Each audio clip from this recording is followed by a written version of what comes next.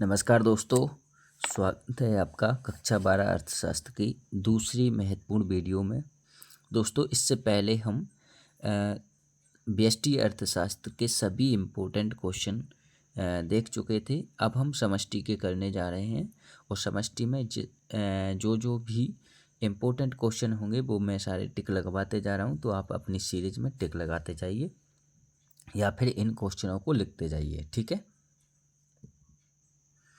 इसका पहला important question है, समष्टि अर्थशास्त्र क्या है। देखिए दोस्तों, मैं टी बनाते जा रहा हूँ सब पर, तो इनको देखते जाना आप, ठीक है। समष्टि अर्थशास्त्र क्या है, इम्पोर्टेंट क्वेश्चन है, इसको आप लिख लेना, ठीक है। इसको लगा लीजिए, उपभोक्ता वस्तुएं किसे कहते हैं। नेक्स्ट क्वेश्चन है, पूंजीगत वस्तुएं किसे कहते हैं या पूंजीगत वस्तुओं से क्या तात्पर्य है। अगला इम्पोर्टेंट क्वेश्चन है, अंतिम वस्तुओं से आपका क्या आशय है। नेक्स्ट है, स्टॉक का अर्थ बताइए। और अगला, प्रवाह को परिभाषित कीजिए। टिक लगाते जाइए आप। निवेश क्या है। अगला है, मध्यवर्ती वस्तुओं से आप क्या समझते हैं। और अगला है, उपभोग वस्तुओं से क्या आशय है, ठीक है। नेक्स्ट इम्पोर्टेंट क्वेश्चन है, राष्ट्रीय आय से क्या आशय है। और अगला है, घरेलू उत्पाद की परिभाषा दीजिए। इन सभी के आप स्क्रीनशॉट लेते जाइए ताकि आप बाद में लिख सकें। अगला है, व्यक्तिगत आय से क्या आशय है।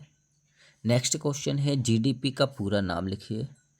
अगला है, मिश्रित आय क्या होती है। इंपॉर्टेंट क्वेश्चन है, इनको अच्छे से लिखते जाना। व्यक्तिगत आय क्या है। देखिए दोस्तों, इनको आप लिखते जाना, चाहे तो इसमें से लिखते जाइए और चाहे तो आप अपनी सीरीज में से टिक लगा लेना, उसमें याद कर लेना। अगर आपके पास सीरीज है और नहीं है तो आप इसमें को वीडियो को रोक रोक के लिख सकते हैं, ठीक है। सकल घरेलू उत्पाद से क्या आशय है। अगला क्वेश्चन है, समष्टि आर्थिक विश्लेषण किसे कहते हैं। नेक्स्ट क्वेश्चन है, खुली अर्थव्यवस्था किसे कहते हैं। और अगला है, निवल राष्ट्रीय उत्पाद किसे कहते हैं, ठीक है। और अगला जो अंतर है इसको आप अच्छे से कर लेना। राष्ट्रीय आय और प्रति व्यक्ति आय में अंतर पूछा जाता है, ठीक है। अगला क्वेश्चन है, स्टॉक तथा प्रवाह में अंतर। ये भी इम्पोर्टेंट क्वेश्चन है, अच्छे से कर लेना। और अगला अंतर है, राष्ट्रीय आय और राष्ट्रीय पूंजी में अंतर। दोस्तों, ये मैंने 3 अंतर बताए, इनमें से एक अंतर पूछा जाता है तो इनको अच्छे से कर लेना। और अगला ये महामंदी वाला क्वेश्चन भी आता है, सन 1929 की विश्वव्यापी मंदी को समझाइए, ठीक है। इसमें एक अंतर और है, राष्ट्रीय आय और निजी आय में अंतर, ठीक है। राष्ट्रीय आय और निजी आय में अंतर। देखिए इसके जो 4 पॉइंट दिया, आप 4 कर लेना कोई से भी, ठीक है। अगला इम्पोर्टेंट क्वेश्चन है, बंद अर्थव्यवस्था और खुली अर्थव्यवस्था में अंतर। जी बहुत मोस्ट है, इसको तो आप वीआईपी लगा लीजिए, इसको आप आईएमपी क्वेश्चन लगा लीजिए, इम्पोर्टेंट है, ये पूछा जाएगा इस बार। अब हमारी इकाई 6 आती है और मुद्रा एवं बैंकिंग वाला पार्ट। इसके क्वेश्चन निकाल लीजिए आप। इसके क्वेश्चन है, तरलता पसंदगी क्या है। नेक्स्ट है, केंद्रीय बैंक का बैंकों का बैंक कार्य को समझाइए। अगला है, केंद्रीय बैंक किस रूप में अंतिम ऋणदाता होता है, ठीक है। अगला है, अंतर्राष्ट्रीय स्तर की वित्तीय संस्थाओं के नाम बताइए, ठीक है। नेक्स्ट है, भारत की किन्हीं 6 राष्ट्रीयकृत बैंकों के नाम लिखिए। नेक्स्ट है, भारतीय बैंक रिजर्व बैंक का मुख्यालय कहाँ है, इसके स्थानीय कार्यालय भी बताइए। और मुद्रा एक अच्छा सेवक है किंतु बुरा स्वामी है, स्पष्ट कीजिए। नेक्स्ट क्वेश्चन है, भारत में बैंकों का राष्ट्रीयकरण कब किया गया, उनकी संख्या कितनी थी। सांकेतिक मुद्रा से क्या आशय, आईएमपी क्वेश्चन है। एसएलआर किसे कहते हैं, ठीक है। और बेहतरीन क्वेश्चन है एक जे, भारतीय रिजर्व बैंक को अंतिम ऋणदाता क्यों कहा जाता है। अगला क्वेश्चन है, केंद्रीय बैंक किसे कहते हैं, ठीक है। तो जो आरबीआई है उसको केंद्रीय बैंक कहते हैं। अगला क्वेश्चन है, उच्च शक्तिशाली मुद्रा क्या है, ठीक है। नेक्स्ट क्वेश्चन है, रिजर्व बैंक ऑफ इंडिया के 5 कार्यों को संक्षेप में लिखिए। ठीक है, ये आपके 5 कार्य हैं, देखिए। ठीक है, अगला क्वेश्चन है, व्यावसायिक बैंक के कार्यों का वर्णन कीजिए। ठीक है, तो ये क्वेश्चन है, इसके आंसर दे रखे। ठीक है, अगला क्वेश्चन है, केंद्रीय बैंक और व्यापारिक बैंक में अंतर। इंपॉर्टेंट क्वेश्चन है, इसको अच्छे से आप कर लेना। ठीक है, चारों अंतर दे रखे हैं, आप चाहो तो स्क्रीनशॉट ले सकते हैं इसका। अगला क्वेश्चन है, धातु मुद्रा और पत्र मुद्रा में अंतर। ये अंतर दे रखा है। ठीक है, कुछ अंतर ये दे रखे हैं, आप चाहो तो 4 कर सकते हैं इसके। ठीक है, अगला क्वेश्चन है, मुद्रा के कार्य क्या हैं, किन्हीं 4 कार्यों को समझाइए। 2 कार्य यहाँ हैं और 2 कार्य यहाँ हैं। ठीक है, आप इनको कर लीजिए। अगला क्वेश्चन है, क्वेश्चन नंबर देखिए ये वाला, एक अच्छे मुद्रा पदार्थ के गुणों को समझाइए। तो देखिए ये ध्यान से आप इनको कोई 4 कर लीजिए इनमें से। ठीक है, अगला क्वेश्चन है, बैंक दर और रेपो रेट में अंतर। ये भी इम्पोर्टेंट क्वेश्चन है, इसको आप कर लीजिए। देखिए, आप इसका स्क्रीनशॉट ले लीजिए, जो लिखे हैं आपके 4 अंतर। ठीक है, एक और क्वेश्चन है, मुद्रा प्रसार और मुद्रा संकुचन में अंतर। दोस्तों ये भी इम्पोर्टेंट क्वेश्चन है, इसको आप अच्छे से कर लेना। ठीक है, जो अंतर दे रखा है, इसका आंसर आप लिख सकते हैं। नेक्स्ट पार्ट है आपका, आय एवं रोजगार के निर्धारण।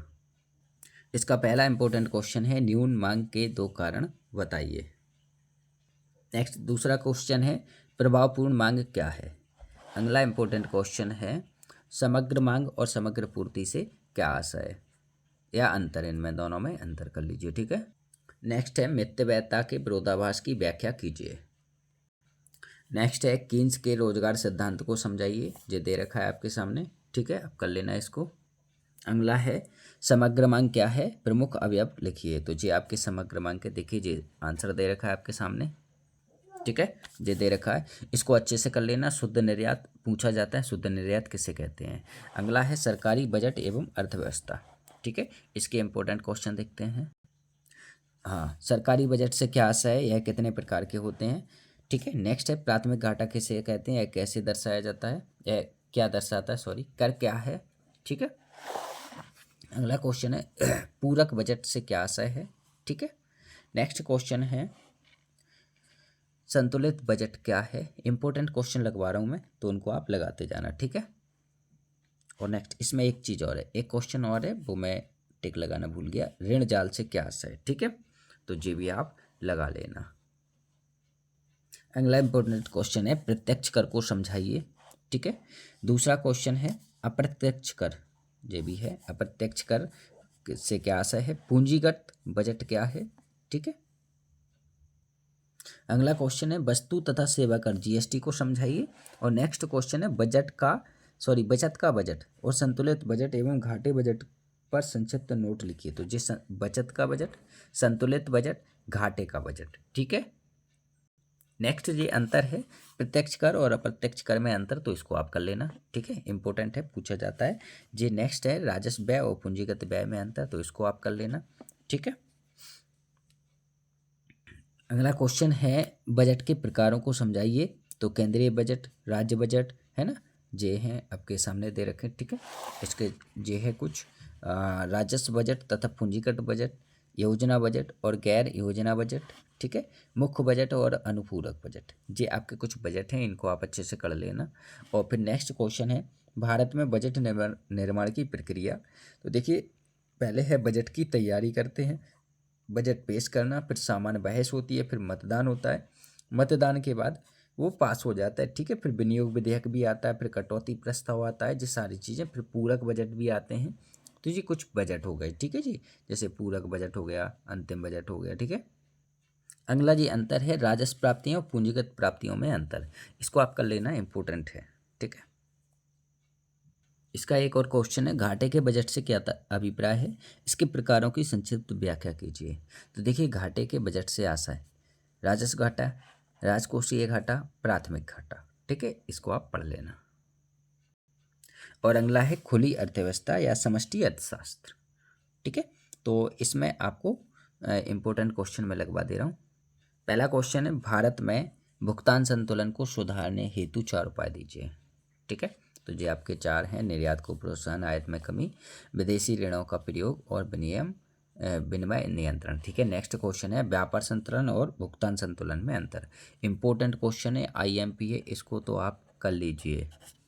ठीक है, बाकी 3 पॉइंट आपके यहाँ दे रखे हैं। ठीक है, अगला क्वेश्चन है, पूंजी खाते में शामिल मदों को बताइए। तो ये है बैंकिंग पूंजी की प्रवाह, निजी ऋण, विदेशी निवेश, प्रत्यक्ष विदेशी निवेश, बाकी पोर्टफोलियो निवेश। ठीक है, ये आपके सामने दे रखे हैं। अब अगला क्वेश्चन है, विदेशी विनिमय दर को प्रभावित करने वाले तत्वों को लिखिए। तो देखिए ये आपके सामने आंसर है, आप इसको कर लीजिए सही से। ठीक है, इधर देखिए कुछ इसका आंसर इधर है। ठीक है, नेक्स्ट क्वेश्चन है, दृश्य आयात निर्यात तथा अदृश्य आय निर्यात को समझाइए। तो ये इसका आंसर दे रखा है, आप इसको लिख लीजिए। ठीक है,